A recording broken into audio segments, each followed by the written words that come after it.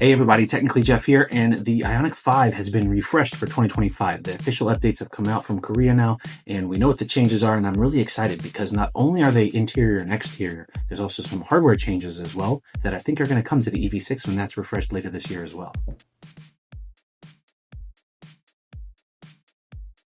So I'm going to talk about some of the changes for the Ioniq 5, but first I'm going to talk about what the major changes are that I think are going to translate over to the EV6 as well. So the first one that I think people are going to be really excited about is the new infotainment system.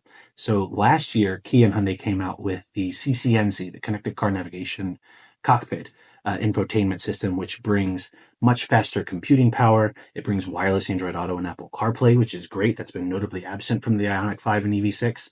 And that I know a lot of people are going to be excited to have that natively in the car.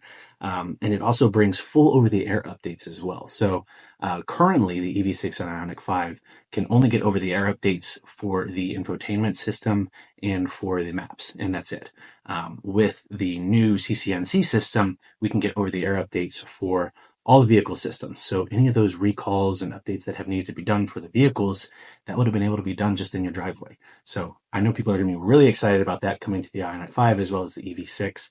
Another thing that I'm kind of excited about is the larger battery pack. So I know the Ioniq 5N was going to have a larger battery. Well, now we know that the regular Ioniq 5 is also going to have a larger battery, 84 kilowatt hours, which is about 6.5 kilowatt hours bigger than the current biggest EV6 Ioniq 5 battery. That should translate to around 20-25 miles more range on a full charge. So I don't personally have an issue with the range of the EV6 Ioniq 5, but I know that some people wish it was higher, and having a larger battery pack, it doesn't really add any extra weight because I think that's more dense is the way that they got to the larger battery. So having more usable capacity is always good. So I know people are going to be excited about that. One thing I know people who are Ioniq 5 owners are going to be really excited about is the addition of a rear window wiper. So currently, the Ioniq 5 and the EV6 don't have a rear wiper. The EV6 is a little bit different because there's a little bit of kind of a lip on the back where the tail light meets the hatch.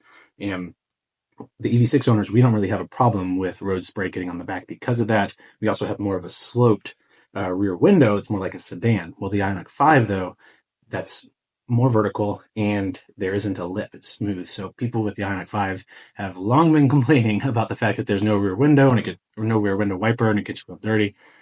So having the rear window wiper, I think, is going to be a big benefit. They've also changed things on the interior a little bit for the Ioniq 5 that I think people are going to like. They've added more physical buttons for controls like the heated and cooled seats, the heated steering wheel, 360 camera, parking sensors. They've combined the map and the navigation buttons into one button, which I think Kia and Hyundai should have done long ago because it's always been confusing for people. So that's good. They've also moved the wireless charger to be basically the same spot that it is for the EV6, where it's right next to the two cup holders on the center console. And then they've also made some changes to the suspension. Suspension tweaks always are part of refreshes. Companies are always trying to improve the driving dynamics of vehicles, make them handle better, but also be more of a softer ride typically. So that's good to see. And then the Ioniq 5 also now has a new N-line trim that's going to be coming, which all the Hyundai vehicles, or at least many of them, have N-line trim option where you get some more sporty looks on the outside and the inside, as well as some better driving dynamics. The N-line Ioniq 5 comes with exterior design elements inspired by the Ioniq 5N, different front and rear fascia, different wheels. On the inside, there's some new seats and red accents. And then there's supposed to be a dynamic driving experience, which should help it handle a little bit better too. So it's good to have those features added with the Ioniq 5N. I know people are going to be excited about that, but personally, I'm excited to see these changes. I wasn't really expecting as many interior changes with the Ioniq 5 as we're seeing. And it does make me curious as to what we're going to see with the EV6. Like I said, I know we're going to get the CCNC platform for the EV6, so that's great. We're highly likely to get the bigger battery pack. One thing with the EV6 that's different from the Ioniq 5 that I'm excited about too, that we've seen from spy photos, is the new headlight design for the EV6. So I do like the current design of the headlights for the EV6, but one of the biggest complaints that I've had, and a lot of other people have had, is that they are LED reflector headlights. Reflector headlights on a $50,000 to $60,000 car is pretty ridiculous in my opinion. The Toyota Corolla has had LED projector headlights for many years at this point.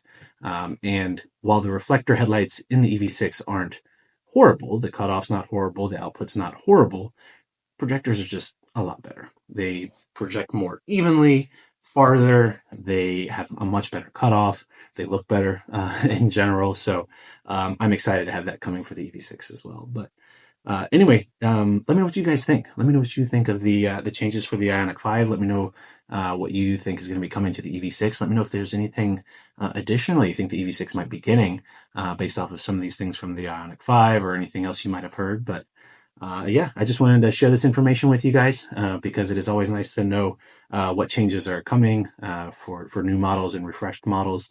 I know I have a lot of EV6 people that follow me, but also a lot of Ioniq 5 people as well. So like I said, I just wanted to make you guys aware of this, but thank you guys so much for watching. If you liked the video, please hit that like button and be sure to subscribe to me. It really helps out the channel.